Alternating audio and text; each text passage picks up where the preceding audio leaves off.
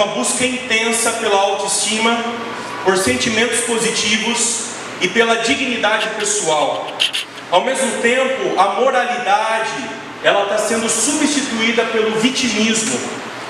As pessoas estão aprendendo isso, as pessoas não aceitam mais a serem culpadas pelos seus atos, muitas vezes pecaminosos, mas elas querem simplesmente culparem as outras pessoas. É interessante que alguns cristãos também têm entrado nesse barco e vivendo esses dilemas. Então, por exemplo, hoje, pelo bem-estar de muitas pessoas, você vê muitas pessoas falando pouco sobre o pecado. Você não vê pessoas falando sobre o pecado, dizendo que um problema que está instalado em alguém, fruto ou implicações que ele tem, consequências, angústias, reflexos da pecaminosidade. E crentes também andam negando isso. Aqueles que se dizem filhos de Deus, filhos de Jesus, também estão vivendo dessa forma. O que tem acontecido também é que muitos cristãos, quando entram nesse barco, fazem adeptos ou pegam emprestado clichês e dizeres que a sociedade tem feito algo, parte da vida delas, se tornam palavras que têm se tornado parte da rotina delas. Então, por exemplo, pecados hoje são chamados de temperamentos, talvez famílias desestruturadas, ou talvez o problema é a criança interior, ou talvez é a codependência. Isso tudo é fruto da psicologização da sociedade que eu e você estamos vivendo. Não só ligado a isso, mas o que tem acontecido também é que grande parte de tudo isso a gente colhe reflexo da maior idolatria que a sociedade aderiu no nosso século, chamado consumismo. E isso fez com que as pessoas então vivessem o consumismo nos seus relacionamentos. As pessoas não nutrem mais relacionamento. Nós vivemos relacionamentos superficiais, relacionamentos que não geram profundidade em nossa vida. Remova a realidade do pecado e você eliminará a possibilidade de arrependimento. Anule a doutrina da depravação humana e você vai invalidar o plano da salvação. Apague a noção da culpa pessoal e você eliminará a necessidade de um Salvador. Destrua a sua consciência e você então verá uma sociedade amoral e que não alcançará a remissão. A igreja, ela não pode dar as costas a isso que vem acontecendo rotineiramente. Por quê? Porque isso é empreendimento satânico. Isso é empreendimento do diabo na vida da sociedade, na vida de todos aqueles que são filhos de Deus e principalmente daqueles que não conhecem o Senhor Jesus Cristo. O propósito da igreja, o propósito nosso como comunidade, assim como nós vimos nesse pequeno vídeo e assim como as pessoas viveram nesse retiro, é apontar que a sociedade tem um mal presente em seus corações, fruto sim de pecado, e que precisa urgentemente de transformação, de mudança de vida. E eu queria convidar você a pegar sua Bíblia e abrir comigo nesse momento na carta aos 2 Timóteo, capítulo 3. E eu queria rapidamente ver um pouquinho nesses versículos ao lermos. Carta essa que foi escrita no primeiro século, mas carta essa que, enquanto lemos, vai dizer exatamente a sociedade que eu e você estamos inseridos, a sociedade que eu e você estamos vivendo, fruto dos males. 2 Timóteo capítulo 3 diz o seguinte: mas você precisa saber disto: nos últimos dias sobrevirão tempos difíceis, pois os seres humanos serão egoístas, avarentos, orgulhosos, arrogantes, blasfemadores, desobedientes aos pais, ingratos, ímpios, sem afeição natural, implacáveis, caluniadores, sem domínio de si, cruéis, inimigos do bem, traidores, atrevidos, convencidos, mais amigos dos prazeres do que amigos de Deus, tendo a forma de piedade, mas negando o poder dela. Fique longe destes. Olha o versículo de número 13. Mas os perversos e impostores irão de mal a pior, enganando e sendo enganados. Isso é o espelho da sociedade que eu e você temos vivido. Isso é o espelho, talvez, da sua vida, em alguma dessas áreas citadas pelo apóstolo Paulo. E ele diz que nos últimos dias as pessoas viveriam assim. Só que é interessante, quando nós olhamos para isso, a sociedade não vê isso. A sociedade acha que tudo aquilo que ela faz, tudo aquilo que de fato ela tem se envolvido, tudo é permitido. Tudo é permitido. Tudo que as pessoas fazem, se é para saciar o ego, se é para satisfazer o coração, está liberado, é permitido. Hoje, o reconhecimento da culpa é incompatível com a noção de integridade. A nossa cultura declarou guerra à culpa. A sociedade encoraja o pecado, mas não tolera a culpa produzida por ele. Por isso, nós vemos inúmeras pessoas procurando terapeutas. Por isso, nós vemos inúmeras pessoas tentando tratar os problemas que dizem respeito ao pecado, talvez com um simples remédio, para tentar resolver a culpa, que é reflexo do pecado, que é reflexo da nossa afronta contra o Todo-Poderoso. As pessoas hoje não querem se sentir mais mal dentro de si, quando fazem algo desonesto, prejudicial, egoísta ou corrupto. Mas sim, elas querem pensar em si mesmo. E quando a gente olha então para essa sociedade, já não se usa mais a palavra arrependimento, já não se usa mais a palavra liberdade, já não se usa mais a palavra quebrantamento, restauração e redenção. Enfim, dizimamos todos os nossos comportamentos, ou dizemos que os nossos comportamentos são doenças, desequilíbrios, ação contra nós simplesmente são evidências da vitimização que está instalada então na nossa sociedade.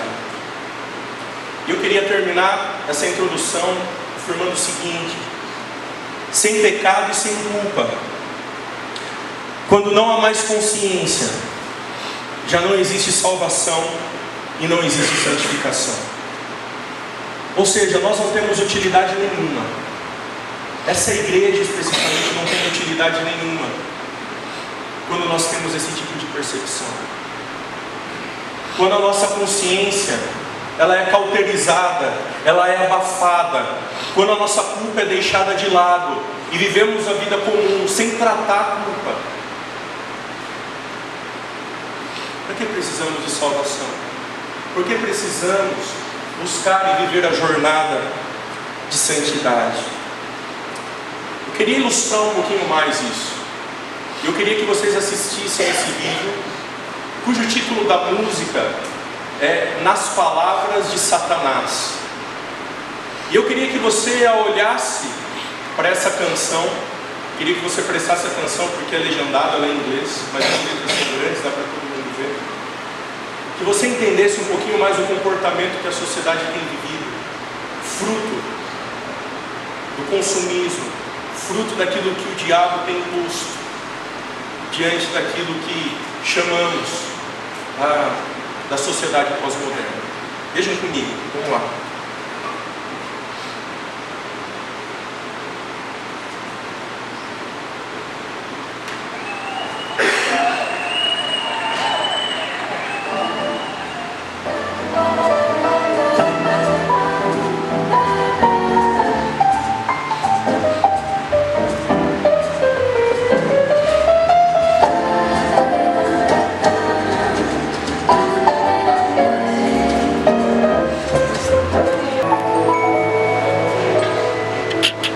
O reflexo então disso tudo é a perda da consciência do Criador,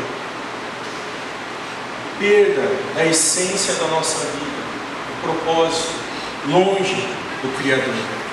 Eu queria convidar você novamente a pegar sua Bíblia e juntos nós vamos refletir de forma bem rápida na carta de Pedro, a primeira carta dele, no capítulo 1, a partir do versículo 13. Pedro, sua primeira carta, capítulo 1, e nós vamos ler a partir do versículo de número 13.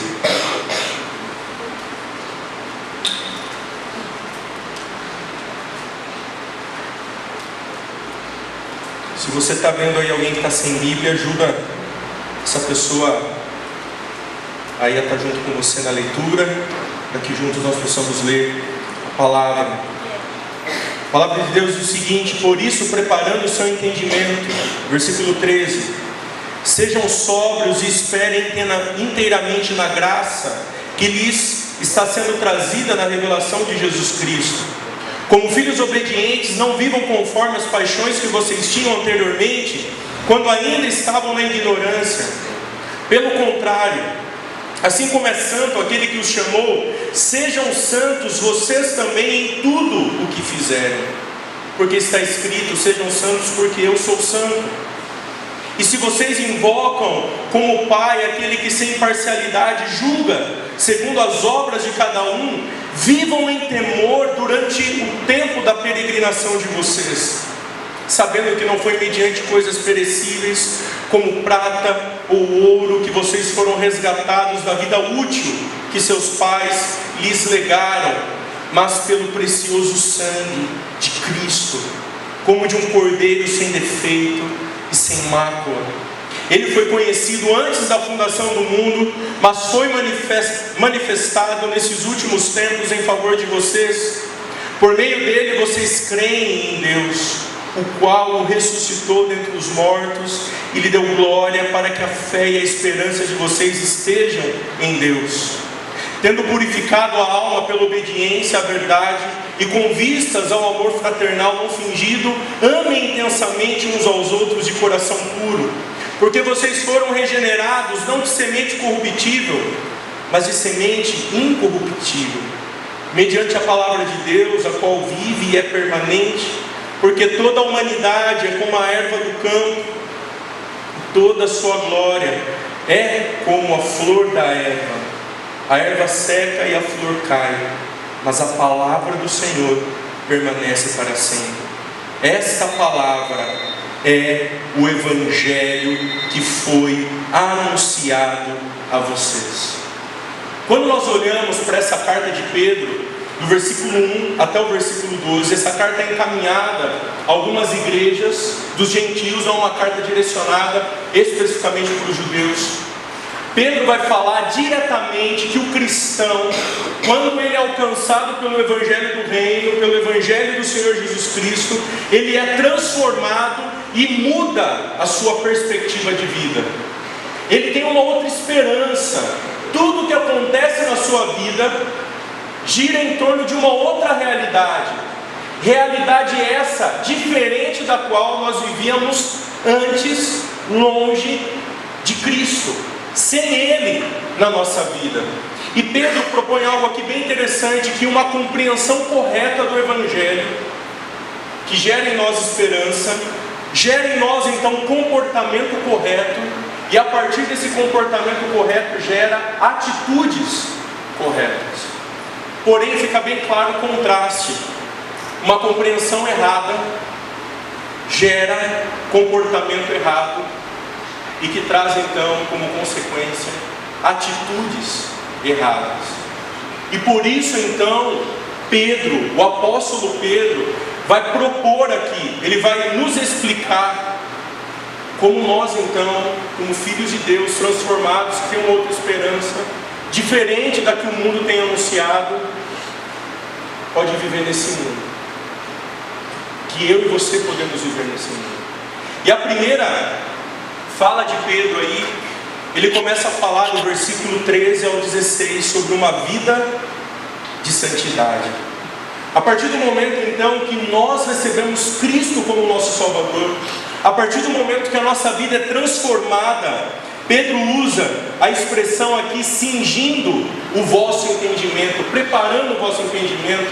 É uma palavra no grego que dá a ideia de quando as pessoas usavam as roupas aí um pouco mais longas, elas levantavam as roupas e amarravam com um cinto, ou com um barbante, com uma corda, para que elas pudessem então ter uma atividade onde nada atrapalhasse essas pessoas.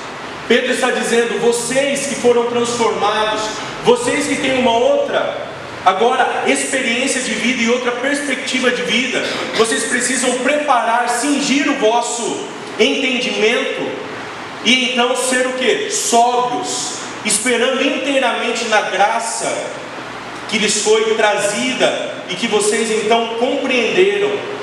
Pedro então está dizendo que nós somos chamados a viver com essa expectativa. E a partir do versículo 14 ele diz, como filhos obedientes, não vivam conforme as paixões que vocês tinham anteriormente. Não vivam sendo conduzidos pela sua carne. Não sejam conduzidos pelas suas paixões. Não sejam conduzidos por aquilo que vocês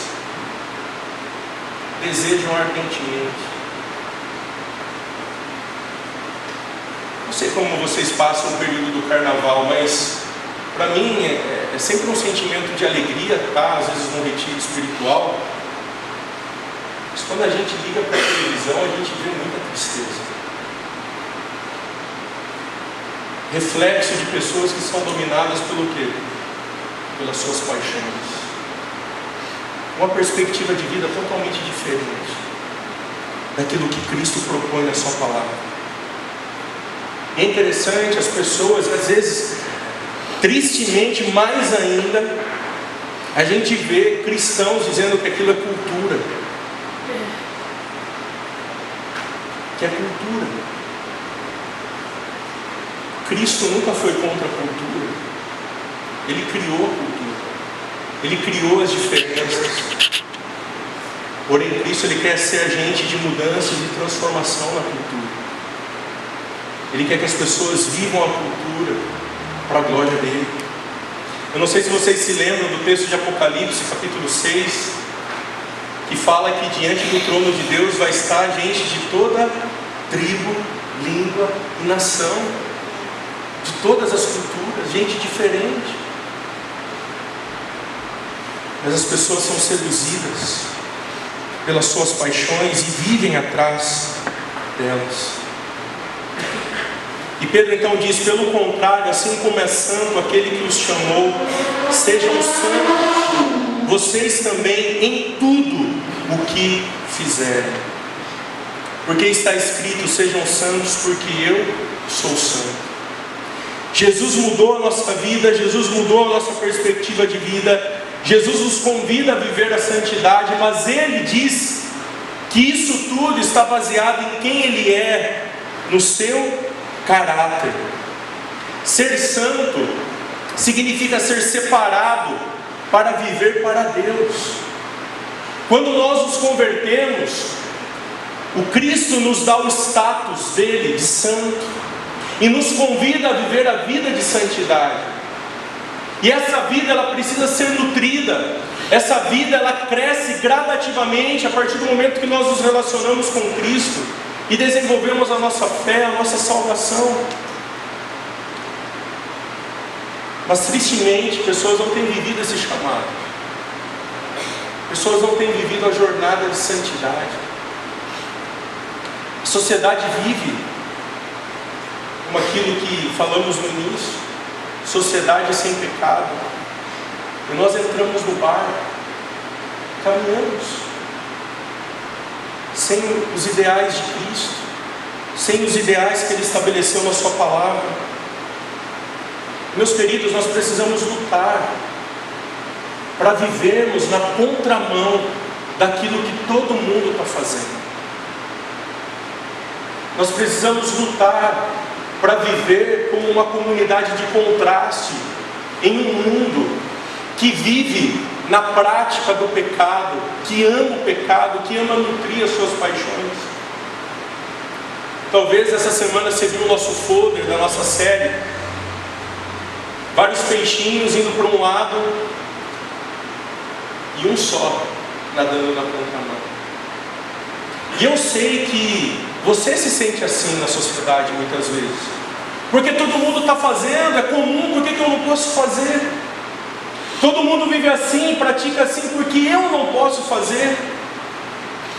Todo mundo vive assim, de forma libertina, pecando e vivendo conforme eles querem, porque eu não posso viver? Porque Deus, o Cristo, deu a você uma outra perspectiva de vida. O Evangelho te alcançou, e a partir de agora você vive a jornada de santidade, você tem uma outra esperança, você vive uma outra realidade na sua vida. E Deus então estabeleceu esse padrão para que eu e você pudéssemos então viver. Sabe algo que precisa ficar claro para nós essa noite? É o que Hebreus capítulo 12, versículo 14 diz: e que nós nos esquecemos diariamente na nossa jornada espiritual. Diz o seguinte: segui a paz com todos. E o que mais? Vocês sabem? Sem a santificação ninguém verá o Senhor. Se você não vive uma vida de santidade, meu querido, a triste realidade para você é a seguinte: você não verá o Senhor. Se você vive como a sociedade sem pecado, se você não verá o Senhor. Se você vive à luz da cultura pós-moderna, se você vive seguindo tudo aquilo que a sociedade propõe a você, tudo aquilo que nós vimos nesse vídeo, que o diabo impõe a nós, meu querido, você não vai ver Deus atuando na sua vida. Você não verá a face do Senhor Jesus Cristo. Sou o Senhor. Sabe o que acontece muitas vezes de forma bem triste? É que as pessoas impõem esse rótulo de que a igreja, ela é, vamos dizer assim, a faca, aquela que de fato fere as pessoas para viverem, entre aspas, essa bizarrice. Eu estava ouvindo uma música enquanto via para cá, é aquilo que as pessoas chamam ser santo hoje é hilário. Assim, ser santo. Só que nós precisamos, meus queridos, nos lembrar que não é a igreja que impõe isso. É o padrão de Deus. É o caráter de Deus. Deus quer se relacionar com pessoas que o busquem de forma santa, que tenham uma vida que de fato revele aquilo que Ele fez em nós, como Pedro diz nos primeiros versículos. A segunda coisa que nós podemos notar nesse texto, do versículo 17 ao 21, é que Pedro diz da importância de uma vida de reverência, uma santidade na reverência. Pedro fala sobre temer ao Senhor. A palavra usada aqui é a palavra phobos, que é a ideia no grego de um sentimento de respeito por alguém que é divino, mas não só isso, por alguém que gera em nós, a partir da sua grandiosidade, medo, respeito e até mesmo terror. Nossa, Zaf, que pesado isso. Sim, é pesado mesmo. Sabe por quê? A sociedade pós-moderna tem perdido de perspectiva a seriedade, o caráter de quem estamos nos relacionando, da pessoa da qual nós estamos face a face, vivendo e nos relacionando. Nós tratamos o relacionamento espiritual, muitas vezes, de qualquer forma. Nós tratamos os nossos pecados de qualquer forma quando nós perdemos o temor do Senhor na nossa vida. Porque se o pecado não gera em nós mais culpa, se a nossa consciência não se importa com os nossos atos, com as nossas atrocidades, e não gera em nós nenhum peso, nenhuma culpa, estamos longe da reverência, estamos longe de olhar para Deus como Ele espera que nós olhemos. Mas é interessante que a palavra de Deus diz que Deus julgará tudo isso. Meus queridos, nada foge dos olhos de Deus. Deus julgará todas as coisas. Pai, aquele que sem parcialidade julga segundo as obras de cada um. Meu querido, Deus julgará todos os nossos atos, todos. E é necessário nós fazermos uma reflexão bem rápida. Como estão as nossas obras diante desse Deus que pede de nós temor? Como temos vivido a nossa jornada diante desse Deus que pede reverência? E é interessante que Pedro propõe algo aqui que nós precisamos viver com essa perspectiva como peregrinos. Nós falamos no ano passado que cristãos vivem com os pés na terra e os olhos aonde? No céu. Nós somos o que? Peregrinos nesse mundo. Esse mundo é passageiro. Eu e você precisamos viver com a expectativa do que? Da glória. Nós não somos desse mundo. A nossa jornada espiritual, a nossa vida precisa estar com os nossos olhos fixos no nosso Salvador, no nosso Senhor Jesus Cristo. E o texto mesmo diz que Ele nos comprou para vivermos assim, sabendo que não foi mediante coisas perecíveis como prata ou ouro, mas nós somos resgatados pelo precioso sangue de quem? Do Senhor Jesus Cristo, do Cordeiro sem defeito, daquele que foi conhecido antes da fundação do mundo e que se revelou, e que todos aqueles que creem nele, de fato desfrutam da fé e da esperança que está nele, no Senhor Jesus Cristo. Pedro então fala: vocês precisam viver uma vida de santidade, busquem a Deus, vivam a santidade. Ele fala também da importância da reverência, tenha uma reverência santa. E agora, concluindo, ele fala também de uma vida de amor, de santidade no amor. Antes ele falava sobre os deveres cristãos para com Deus, e agora ele vai falar sobre os deveres para com o próximo, para com as pessoas que vivem à nossa volta. E sabe, tem um sociólogo chamado Bauman, que escreveu um livro chamado O Amor Líquido, que ele fala sobre relacionamentos líquidos. Relacionamentos esses que são reflexos da superficialidade que a sociedade tem vivido. O ser humano, na ansiedade de buscar a satisfação individual a qualquer custo, guarda em si sentimentos ambíguos ou talvez dualistas entre o prazer de se relacionar e o custo penoso de se comprometer. O Bauman, ele afirma no seu livro: queremos tudo tão rápido e passamos a desejar uma vida leve, light, sem querer compromissos que exijam de nós um mínimo de renúncia, sacrifício ou ter que ajudar o outro a superar as suas próprias dificuldades.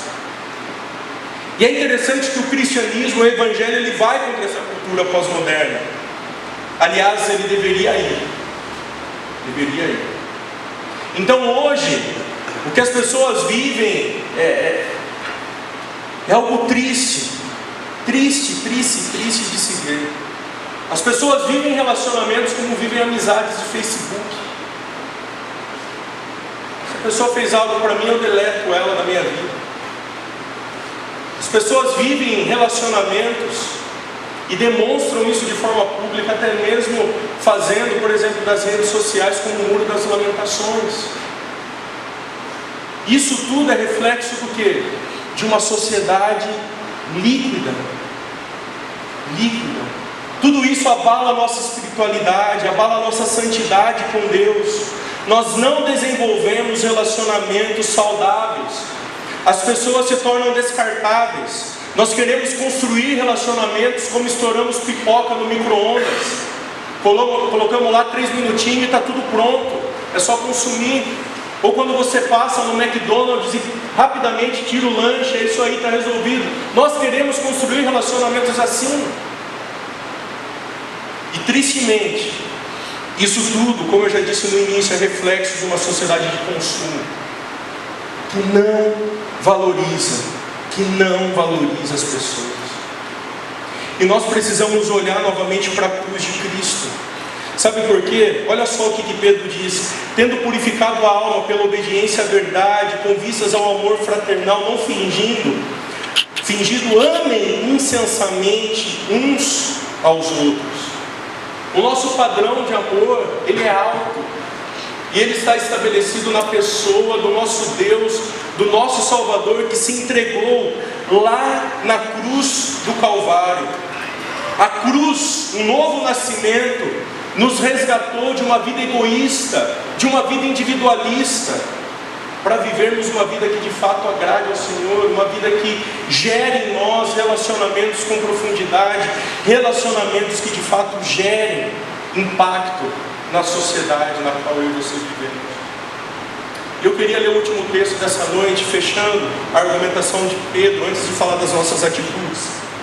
Evangelho de João, capítulo 13, versículo 34 e 35.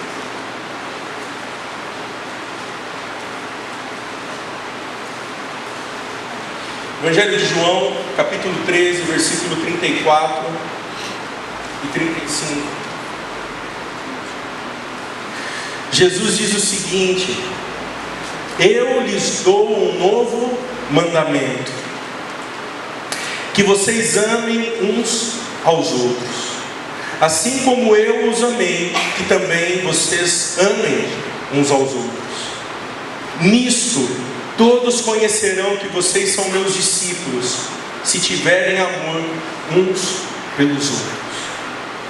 Meus queridos, a comunidade dos santos, a igreja, só gerará impacto na sociedade a partir do momento que dentro dela mesma ela começar a viver relacionamentos com profundidade. Relacionamento onde nós amamos as pessoas, mesmo se elas são diferentes de nós. Relacionamento onde as pessoas muitas vezes estão vivendo na prática do pecado, nós desejamos amar essas pessoas e ajudá-las a serem conduzidas à imagem do Cristo, do Filho de Deus, conduzidas à santidade. Nós só conseguiremos ser de fato uma igreja que impacte, que gere transformação, que gere mudança, a partir do momento que nós decidirmos vivermos a santidade no amor.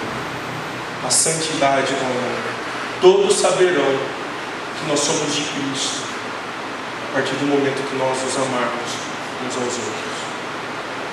Eu queria propor aqui para nós algumas atitudes para encerrar esse momento nosso, porque nós consigamos viver tudo isso que Pedro está propondo.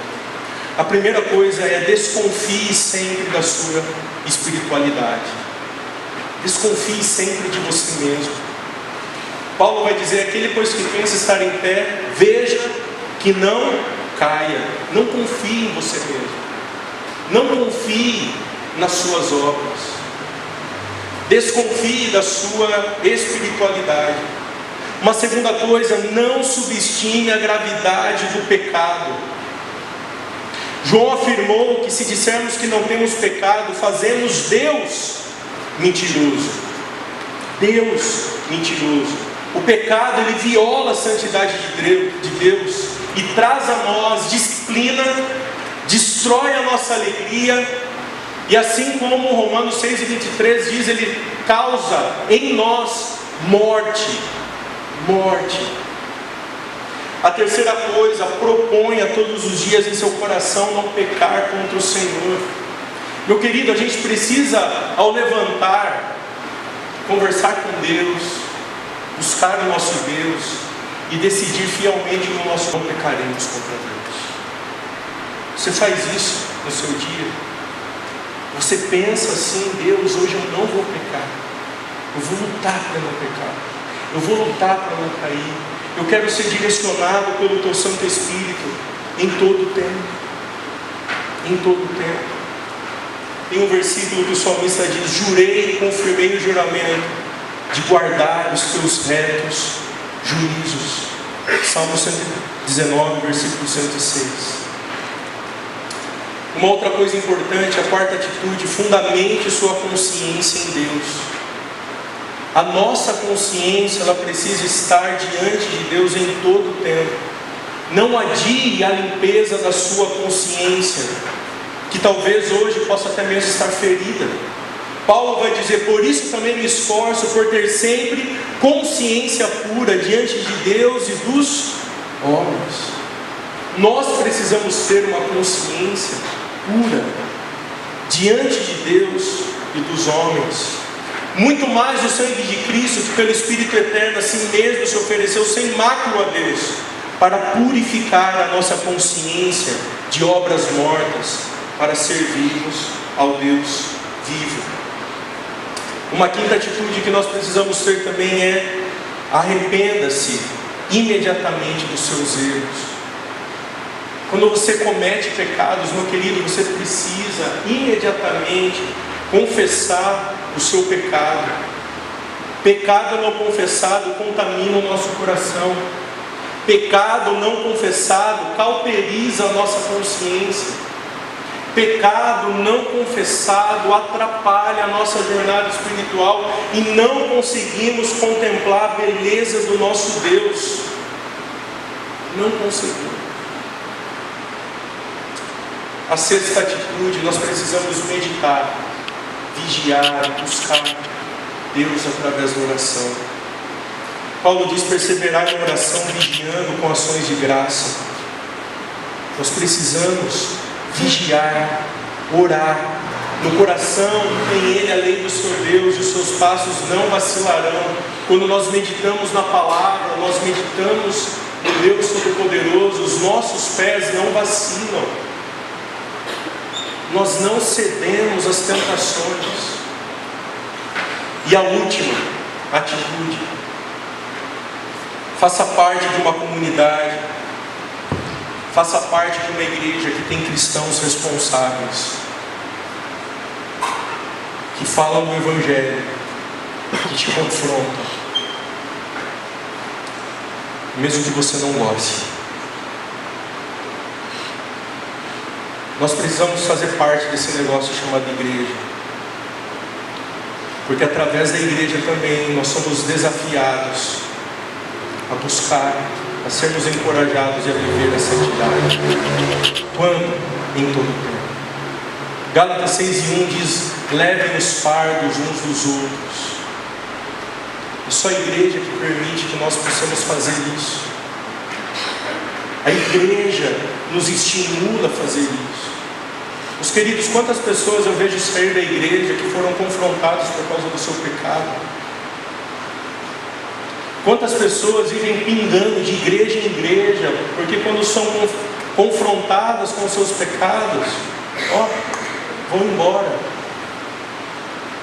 Mas a igreja só é igreja quando nós demonstramos o amor pelo próximo, quando nós decidimos viver e confrontar uns aos outros em amor, porque só assim haverá crescimento.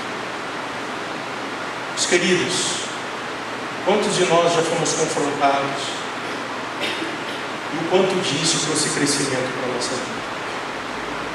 O quanto eu já fui confrontado? O quanto as pessoas já apontaram os meus pecados? E cá estou.